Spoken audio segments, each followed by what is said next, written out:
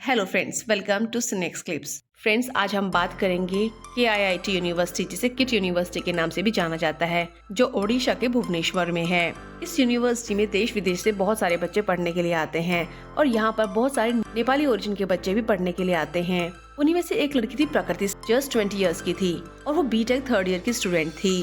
प्रकृति बहुत ही soft spoken और अपने काम से काम रखने वाली लड़की थी और अपनी बीटेक के दौरान ही प्रकृति का अफेयर एक लड़के से हो गया।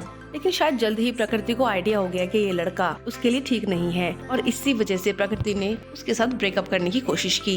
लेकिन वो लड़का ब्रेकअप होने के बाद फिजिकल फेवर्स मांग रहा था और ऐसा ना करने पर उसकी प्राइवेट फोटोज, जो शायद उसने अपने रिलेशनशिप के टाइम पर खींची होंगी या फिर वीडियो बनाई होगी, उनको वायरल करने की धमकी दे रहा था। जिससे परेशान होकर प्रकृति ने यूनिवर्सिटी के क्रिमिनल सेंटर में जाकर भी 2-3 बार अपनी प्रॉब्लम शेयर करने की कोशिश की, लेकिन वहाँ पर भी प्रकृति की कोई बात नहीं सुनी गई। और इसके बाद भी वो लड़का प्रकृति को कॉल पर बहुत गंदी गंदी गालियाँ देता था और बहुत ही गलत तरीके से बात करता था और वो कॉन्टिन्यूसली प्रकृति सान्याल से फिजिकल फेवर की डिमांड कर रहा था और ऐसा ना करने पर वो उसके प्राइवेट वीडियोस और फोटोज को लीक करने की धमकी दे रहा था। हालांकि प्रकृति ने इन सब बातों को लेकर अपने कॉलेज के क्रिमिनल सेंटर में जाकर 2 बार इस बात की शिकायत की, लेकिन उसे रिटर्न में क्या मिला? कुछ भी नहीं। उसकी कोई भी हेल्प नहीं हुई। सोचो, एक जस्ट 20 साल की लड़की जो कि इस देश की भी नहीं है, वो एक लड़के के टॉक्सिक बिहेवियर से इतनी ज्यादा परेशान थी कि उसे कुछ नहीं सूझ रहा था और यहाँ पर उसे अपना हॉस्टल ही अपने गार्जियन की तरह दिखाई दे रहा था और यही बात को सोचकर वो हेल्प सीख करने गई थी, लेकिन वहाँ से उसे किसी भी तरह की कोई हेल्प नहीं मिली। और लास्ट वीक ही प्रकृति के कॉलेज में कुछ कॉन्सर्ट्स चल रहे थे, जिसमें बादशाह का भी एक इवेंट था। जब कॉलेज के लगभग सभी स्टूडेंट्स बादशाह के कॉन्सर्ट को अटेंड कर रहे थे, तभी प्रकृति के कुछ दोस्तों को रियलाइज हुआ कि प्रकृति काफी देर से दिखाई नहीं दे रही है और वो लोग ढूंढते ढूंढते प्रकृति को हॉस्टल तक जा पहुंचे। वहाँ पर उन्होंने देखा कि प्रकृति का रूम बंद है। तब प्रकृति के कुछ सीनियर्स ने और उसकी फ्रेंड्स ने प्रकृति के रूम को जल्दी से खोलने की कोशिश की। जब रूम नहीं खुला तो उन्होंने रूम के ऊपर की खिड़की तोड़ दी, जो कि वीडियो में साफ दिखाई दे रहा है, और विंडो तोड़ने के बाद उन्होंने रूम के अंदर एंटर किया, जहाँ पर उन्हें प्रकृति की डेड बॉडी मिली। ये बात 16 फरवरी 2025 की है और शुरुआत में ऐसा बताया गया कि प्रकृति सान्याल ने सुसाइड किया है, लेकिन इसमें भी कई सारे लूप होल हैं। अगर ऐसा होता तो फिर कॉलेज का स्टाफ इतने वियर्ड तरीके से बिहेव क्यों करता? एक्चुअली कॉलेज के स्टाफ ने बिना पुलिस को इन्फॉर्म किए प्रकृति सान्याल के रूम में जाकर उसका फोन और उसका लैपटॉप सर्च करने की कोशिश की और उसके रूम में कई चीजों के साथ छेड़छाड़ की। इसके अलावा ये भी बताया गया है कि कॉलेज वालों ने प्रकृति सान्याल की बॉडी पुलिस के आने से पहले ही अपनी यूनिवर्सिटी के एक दूसरे मेडिकल कॉलेज में रेफर कर दी, जबकि ये सब काम पुलिस के आने के बाद होता है।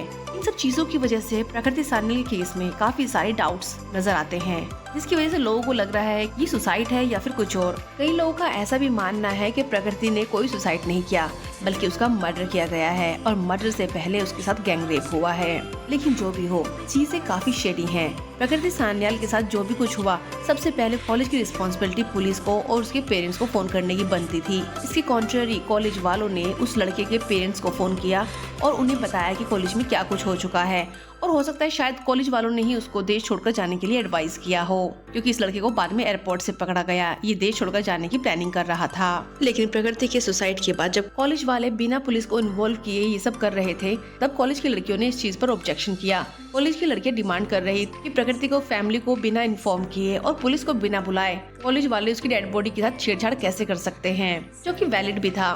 जब स्टूडेंट्स ने अपने टीचर्स और अपने स्टाफ से इस बारे में जानने की कोशिश की, कॉलेज की कुछ टीचर्स उल्टा उन पर ही भड़क गए। उन्हें उनके देश की GDP के भी ताने दिए गए और उनसे कहा गया कि उनका कॉलेज नेपाल के इतने सारे स्टूडेंट्स को बिठाकर खिला रहा है। और ये वीडियो काफी ज्यादा वायरल भी हो रही है, जिसमें 2 फीमेल टीचर्स फीमेल स्टूडेंट्स को उनके देश नेपाल के बारे में बहुत ही चीप बातें बोल रही हैं। और जब कॉलेज के स्टूडेंट्स ये सब सवाल जवाब कॉलेज के स्टाफ से कर रहे थे, तो वो लोग उल्टा उन पर ही भड़क गए और लड़कियों ने बताया कि उन्हें रूम में बंद करने की भी कोशिश की गई। लेकिन लड़कियों के इन क्वेश्चंस पर उल्टा स्टाफ वाले उनके ऊपर भड़क रहे थे और उनके साथ बदतमीजी कर रहे थे। इसके बाद ये बात बॉयज हॉस्टल तक पहुंच गई और फिर बॉयज हॉस्टल के लड़कों ने भी काफी हंगामा किया और कॉलेज स्टाफ से पूछा गया कि लड़कियों को बाहर क्यों नहीं आने दिया जा रहा है। दरअसल कॉलेज वाले चाहते थे कि ये बात हॉस्टल के अंदर ही दब कर रह जाए, लेकिन ये बात बहुत ही जल्दी आग की तरह चारों तरफ फैल गई। एक्चुअली KIIT के स्टूडेंट्स कुछ भी गलत डिमांड नहीं कर रहे थे, वो सिर्फ अपनी फ्रेंड के बारे में जानना चाहते थे कि आखिर उसके साथ क्या हुआ और पुलिस की बिना इन्वेस्टिगेशन के कॉलेज का स्टाफ इस केस में क्यों इंटरवीन कर रहा है। लेकिन कॉलेज वाले सभी नेपाली स्टूडेंट्स का मुंह बंद करना चाहते थे। जब स्टूडेंट्स ने देखा कि कॉलेज वाले उल्टा उनके साथ ही बदतमीजी कर रहे हैं और उन्हें कोई भी सही इन्फॉर्मेशन नहीं दी जा रही है, तब जाकर उन्होंने अपनी फ्रेंड प्रकृति के लिए प्रोटेस्ट करना शुरू किया और उसके लिए जस्टिस की डिमांड करने लगे। इसके बाद ये मामला इतना ज्यादा बढ़ गया कि कॉलेज स्टाफ को समझ में आ गया कि अब वो इस बात को हैंडल नहीं कर सकते, तो उन्होंने कॉलेज के फाउंडर को बुलाया। KIIT का फाउंडर एक बहुत ही पावरफुल पर्सनैलिटी है। हालांकि जब वो स्टूडेंट से बात कर रहा था तब उसने बहुत ही पोलाइटली और हम्बल तरीके से बात की, जिसकी वजह से स्टूडेंट्स उसकी बातों में आ गए और उन्हें लगा कि शायद उनकी बात को सुना जाएगा।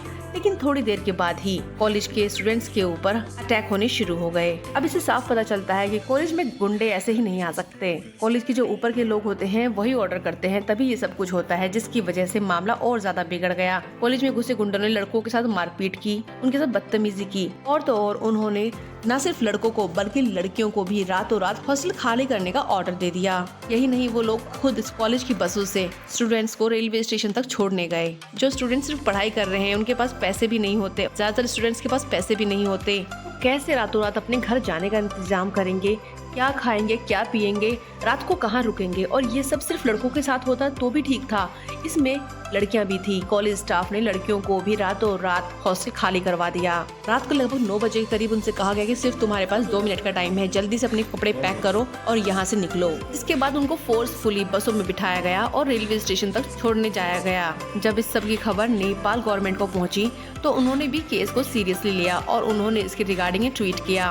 और जब कॉलेज वालों ने देखा कि ये न्यूज इंटरनेशनल बन चुकी है, तब जाकर कॉलेज वाले थोड़े सीरियस हुए, क्योंकि कॉलेज को समझ में आ गया था कि ये न्यूज अब इंटरनेशनल न्यूज बन चुकी है और मीडिया ने इस न्यूज को हाथों हाथ लिया है। तब जाकर कॉलेज वालों ने एक स्टूडेंट्स को कॉल किया और उनको रिक्वेस्ट किया कि वो कॉलेज में वापस आ जाएं। और जो स्टूडेंट्स वापस आए हैं उन स्टूडेंट्स से एक फॉर्म फिल करवाया गया, जिसमें ये पोर्ट्रे करने की कोशिश की कि वो वापस से ऐसा नहीं करेंगे, गलती उनकी थी, जबकि इसके कॉन्ट्रेरी गलती पूरी तरह से स्टाफ की थी। और ये भी सुनने में आ रहा है कि बिहाइंड द कर्टन्स स्टूडेंट्स को काफी डराया भी जा रहा है। उनसे कहा जा रहा है कि अगर उन्होंने केस में हेल्प करने की कोशिश की तो उनके फ्यूचर के लिए अच्छा नहीं होगा। ये चीज बहुत ही स्कैरी है, क्योंकि अभी तो ये केस मीडिया में आ चुका है, इसी वजह से स्टाफ और टीचर्स सभी डरे हुए हैं। लेकिन जब ये केस ठंडा पड़ जाएगा उसके बाद हो सकता है ये लोग स्टूडेंट्स का जीना हराम कर दें, और जो भी स्टूडेंट्स केस में किसी भी तरह की हेल्प करने की कोशिश करेगा उसको तो ये लोग बहुत ही बुरी तरीके से हैरेस करेंगे, क्योंकि उस टाइम तक मीडिया की नजर इन पर से हट चुकी होगी। इसलिए आई थिंक ये जरूरी है कि कॉलेज वालों से ये रिटर्न में लिया जाए कि वो इन बच्चों को कभी भी किसी भी तरीके से हैरेस नहीं कर सकते। हालांकि जब से ये न्यूज मीडिया में आई है और इंटरनेशनल लेवल की न्यूज बनी है, तब से कॉलेज वाले काफी शांत हैं और वो रिटर्न में अपॉलजी भी मांग रहे हैं। लेकिन इस बात की कोई गारंटी नहीं है कि ये कॉलेज फ्यूचर में भी इतना ही शांत रहेगा और बच्चों के साथ किसी भी तरह का कोई टॉर्चर नहीं होगा और ये कॉलेज पूरी तरह से सेफ रहेगा।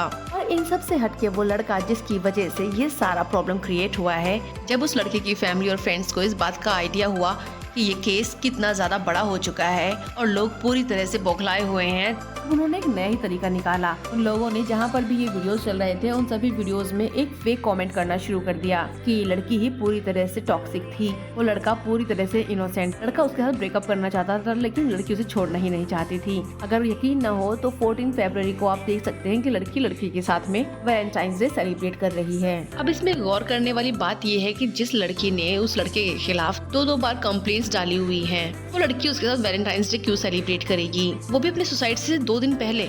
जबकि इसका दूसरा रीजन ये भी हो सकता है कि हो सकता है वो लड़की उस लड़के के साथ प्रेशर में वैलेंटाइन डे सेलिब्रेट करने गई हो, क्योंकि वो लड़का उसको बहुत ज्यादा टॉर्चर करता था और उसके प्राइवेट वीडियो को लीक करने की धमकी देता था। हो सकता है इसी प्रेशर में प्रकृति उसके साथ डेट पर गई हो और ये लड़का बड़ी ही आसानी से देश से बाहर जाने की कोशिश कर रहा था।